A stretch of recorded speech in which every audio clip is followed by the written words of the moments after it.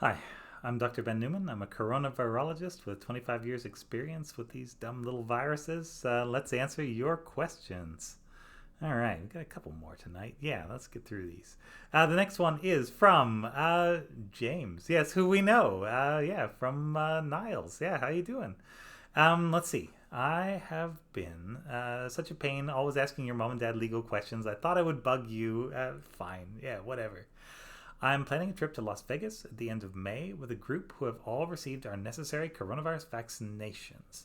Do you think it'll be okay to travel and run around Vegas if we have our masks on? Yeah, all right. So, I just traveled up to Ohio, to Niles, Ohio, of all places, to visit my parents. Yeah, here's what I ran into at the airport. I was on a flight from Texarkana to Dallas, and I was wearing my mask, and I'm also vaccinated, but I was nervous, and I still am a little nervous. On that flight, about every 5 minutes, the stewardess who's sitting at the front of the plane and watching right down the aisle would come on and say, "May I please remind you to put your mask on, and it has to cover your nose and your mouth." Some version of that. Very polite, but every time some doofus would take their mask off and have it down here or whatever, she would have to say that. And it was constant. Yeah. On the second flight from Dallas to Ohio, it didn't happen as much, but we maybe had, I don't know, maybe 10 of those mask up, you goofballs announcements. But I think it was also harder for the servers to actually see what people were doing. So I think they probably missed some. While I was at the airport in Dallas, I'm sitting there, got my little phone plugged into one of the little charging terminals. Two guys come up and sit on the other side, real nice and close, not 6 feet or anything. And the one of them is sweating a lot, and the other one just keeps looking around. And then the one who's sweating a lot just starts coughing. He's got a really bad cough. And so I yanked my cords out, wrapped him up, yeah, and got the heck out of there. That was pretty likely a COVID 19 exposure of some sort. I had my mask on. I did not stick around for long, and I have not yet come down with symptoms. Saints be praised. But I'm going to go get a COVID test. Actually, run them downstairs. I'll give one of those just to make sure. But that's the exposure that I know about. Now, the question is, how many other exposures were there? And they do this neat thing on planes now. So they won't give you like beverages generally. On the one flight, they let us pick up a can of Coke on the way out, which you can't really drink in the airport without taking off your mask. So I don't even know what the point of that is anyway.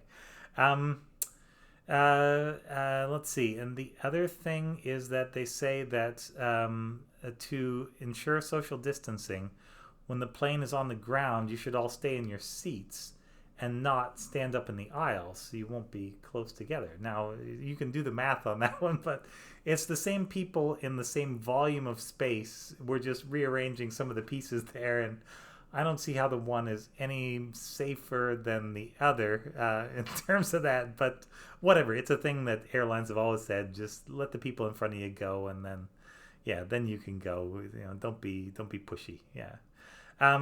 So I am not super in favor of it. I think there is some risk, and there's the risk you can see, and there's the risk you can't see.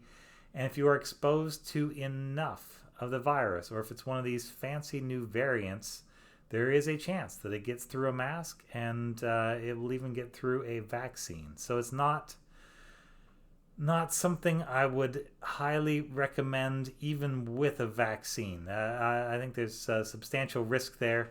Once again, this is my advice, and whatever, you got to live your life, take it or don't. Yeah, so it sounds fun. It sounds like more of a risk than I would want to take. I have no idea how crowded Vegas is, but I know there in the past when I've been there, when we used to live in California, everybody who came out and visited wanted to make the stinking 5 hour drive out to Vegas. And so we would do it. Yeah. And I saw plenty of that town, and I don't care to ever see it again. But your mileage will differ, I am sure. Yeah. I think it's risky, and I think at some point you're going to want to drink or eat something, and I think you are going to be closer to a lot more different people there in a casino environment, and I don't know that you're going to be able to necessarily get away from all of that. So it's going to be harder to mitigate, and there's the added potential exposure with the travel. Yeah, so those are the things I would be thinking about in considering this. Yeah. Anyway, good luck to you if you do decide to do that. Yeah, I don't think it's a great idea, but it's your call. And yeah, I wish you the best, and hope everybody out there stays safe. It's a dangerous time with some states in particular. Yeah, just pulling down regulations way before they should. So we have yet to see that play out, and I think things are going to be a little worse maybe before they get better. So we'll see. We'll see. Good luck. Thanks very much. This is Ask Dr. Ben.